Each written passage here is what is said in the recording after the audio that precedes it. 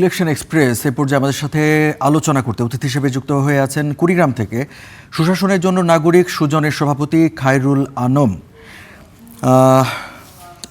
জনাব খায়রুল আনম, আপনাকে স্বাগত স্টার নিউজ ইলেকশনে। এবং আপনার কাছ থেকে জেনে নিতে চাইব যে কুড়িগ্রামের মানুষ আসলে কি কি দাবি জানাচ্ছে তাদের প্রার্থীদের কাছে এবং নির্বাচনী পরিবেশ কেমন দেখছেন?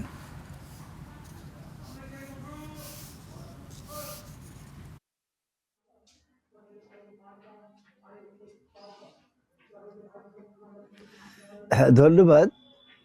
একথা বলাই যায় যে কুড়িগ্রাম তো একটি দারিদ্র্যপূর্ণ এলাকা। তো এখানের মানুষ একটু শান্তিপ্রিয়। তেমন কোনো সন্ত্রাসী কার্যক্রম এখন পর্যন্ত আমাদের চোখে পড়েনি। তবে আমাদের যারা ভোটার, সাধারণ ভোটার, তারা বিভিন্ন দাবি দাবা নিয়ে কিন্তু সোচ্চার রয়েছে। যেমন একটি দাবি হচ্ছে যে কুড়িগ্রামের কর্মসংস্থান তৈরি করা, যেখানকার মানুষের কাজের কোনো ক্ষেত্র নেই। ফলে হয় কি, এখান থেকে মাইগ্রেট হয়ে তারা অন্য জেলায় চলে যায়, এটি একটি সমস্যা। আর একটি সমস্যা হচ্ছে আমাদের চরাঞ্চল। এখানে অসংখ্য 16টি নদী দ্বারা বেষ্টিত এই কুড়িগ্রাম। ফলে হয় কি, প্রতি বছরই ভাঙনের শিকার হয় মানুষ। ফলে মানুষ এই ভাঙনের শিকার করে সর্বশান্ত হয়ে যায়।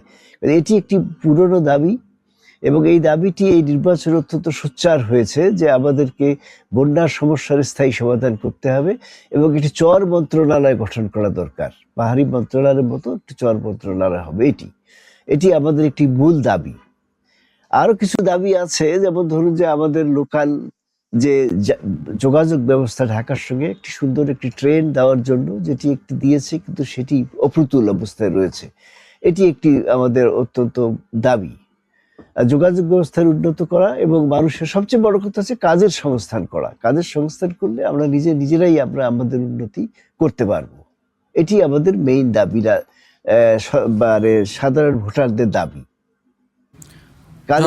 জনাব খায়রুল, আপনার কাছ থেকে আরেকটা বিষয় জানার ছিল যে বিগত সময়ে কিন্তু আমরা লক্ষ্য করেছি যেখানে জাতীয় পার্টির একটা আধিপত্য আছে, তো এইবার কি পরিবর্তন হতে পারে সেখানে?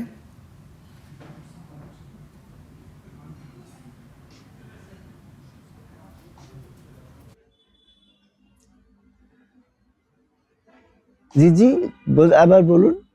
না, মানে আমি জানতে চাচ্ছিলাম যে ঠাকুরগাঁওয়ে এখন পর্যন্ত তো দুঃখিত, কুড়িগ্রামে এর আগে জাতীয় পার্টির আধিপত্য লক্ষ্য করা গেছে। এবারে কি অন্যান্য যারা আছেন তাদের মানে কতটা সেখানে মানে অন্য দলগুলো প্রভাব বিস্তার করতে পারবে? জি,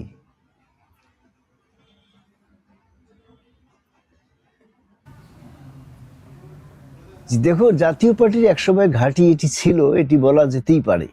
কিন্তু পরবর্তী পরিস্থিতিতে আওয়ামী লীগের সঙ্গে জোট করার পরে তাদের এই ঘাঁটিটি খুবই নড়বড়ে হয়ে গেছে আর কি। এখন সেই জাতীয় পার্টির ঘাঁটি আর নেই। এবং জাতীয় পার্টি থেকে যিনি নির্বাচন করছেন, তিনি গত নির্বাচন অর্থাৎ দ্বাদশ নির্বাচনে তিনি জোটের প্রার্থী হয়েও স্বতন্ত্র প্রার্থীর কাছে ভোটে পরাজিত হয়েছেন। ফলে আমরা ধরে নিতেই পারি যে জাতীয় পার্টির সেই ঘাঁটি বা সেই সবল শক্তিটি এখন আর নেই।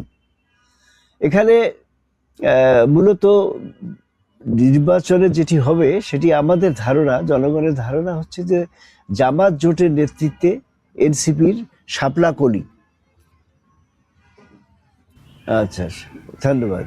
আচ্ছা, ধন্যবাদ জনাব খায়রুল আনাম, আপনার সময় দিয়েছেন, ধন্যবাদ।